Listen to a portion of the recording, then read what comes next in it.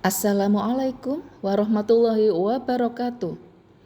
Puji syukur kita panjatkan kehadirat Allah Subhanahu wa Ta'ala, Sang Pencipta alam semesta, yang telah menganugerahkan kepada manusia sebuah kemampuan yang luar biasa, yaitu kemampuan untuk berkomunikasi.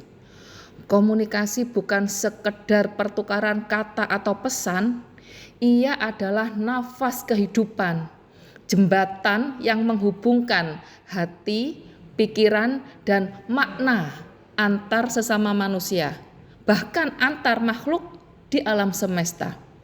Dari gerak semut hingga peredaran planet, dari suara hati hingga gema dakwah, semua menunjukkan bahwa komunikasi adalah bahasa universal ciptaan Tuhan. Dalam dunia modern yang serba digital ini, komunikasi menjadi kekuatan yang tidak hanya menghubungkan manusia dengan manusia, tetapi juga manusia dengan pengetahuan, nilai, dan kesadaran global. Melalui komunikasi, kita belajar memahami perbedaan, menebar kebaikan, dan membangun harmoni, baik di dunia nyata maupun dunia maya. Dalam seri konten edukasi ini, kita akan menelusuri keunikan dan kedahsyatan komunikasi, bagaimana ia membentuk peradaban, memengaruhi interaksi sosial, dan bahkan menjadi refleksi kebesaran Sang Pencipta. Selamat menyimak. Semoga tayangan ini menambah pemahaman kita bahwa komunikasi bukan sekedar ilmu, melainkan manifestasi dari kesadaran dan keajaiban kehidupan itu sendiri. Salam komunikasi.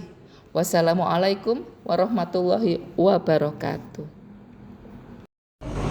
Halo semuanya, jadi di sini aku akan membahas mengenai literasi komunikasi digital dan etika dakwah mahasiswa UIN di era media sosial. Nah, di era digital seperti sekarang, media sosial sudah menjadi bagian penting dari kehidupan sehari-hari. Hampir setiap orang menggunakan platform seperti Instagram, TikTok, YouTube, dan Twitter untuk berbagi informasi, berpendapat, bahkan berdakwah. Nah, disinilah pentingnya literasi komunikasi digital dan etika dakwah bagi mahasiswa UIN sebagai generasi muda intelektual muslim. Nah, secara sederhananya, literasi komunikasi digital berarti kemampuan seseorang dalam menggunakan media digital secara bijak, kritis, dan bertanggung jawab. Artinya, kita tidak hanya bisa menggunakan media sosial, tetapi juga memahami cara kerja, dampak, dan aturan moral dalam berkomunikasi di ruang digital. Nah, kita sebagai mahasiswa UIN memiliki tanggung jawab moral untuk menjadikan media sosial sebagai sarana dakwah yang positif, bukan tempat untuk menyebar hoax, ujaran kebencian, atau konten yang bisa memecah belah umat. Disinilah peran etika dakwah digital sangat penting. Dakwah bukan sekedar menyampaikan pesan agama, tetapi juga menyentuh hati dengan cara yang santun, sopan, dan sesuai dengan ajaran Islam. Dalam konteks ini tuh mahasiswa UIN perlu memahami beberapa hal penting. Tidak hanya mahasiswa UIN sih, bisa semua mahasiswa. Tapi di sini judul saya mencakup lebih ke mahasiswa UIN. Jadi di sini saya ingin memberikan pemahaman beberapa hal penting untuk mahasiswa terutamanya. Yang pertama yaitu gunakan bahasa yang sopan dan santun saat berdakwah di media sosial, hindari kata-kata kasar atau menghindari kelompok lain.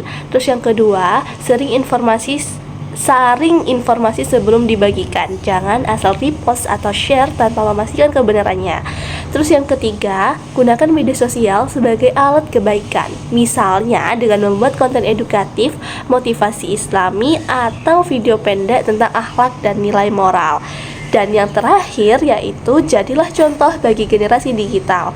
menunjukkan bahwa dakwah bisa dilakukan dengan cara kreatif dan menyenangkan tanpa harus menyinggung siapapun. Dengan menerapkan literasi digital yang baik dan etika dakwah yang benar, mahasiswa UIN atau semua mahasiswa selain UIN bisa menjadi agen perubahan, menciptakan ruang digital yang damai, informatif, dan menginspirasi. Dan juga media sosial bukan musuh, tetapi sarang dakwah baru yang efektif jika digunakan dengan bijak. Jadi pesan utama yang tadi saya sampaikan, jadilah dai digital yang cerdas, santun, dan bertanggung jawab. Karena di era sekarang, satu postingan bisa mempengaruhi ribuan bahkan jutaan orang. Gunakan kekuatan digital untuk menyebarkan kebaikan, bukan kebencian. Seperti itu. Semoga materi yang saya sampaikan tadi bisa membawa manfaat bagi teman-teman yang menyimak. Sekian video saya. Assalamualaikum warahmatullahi wabarakatuh.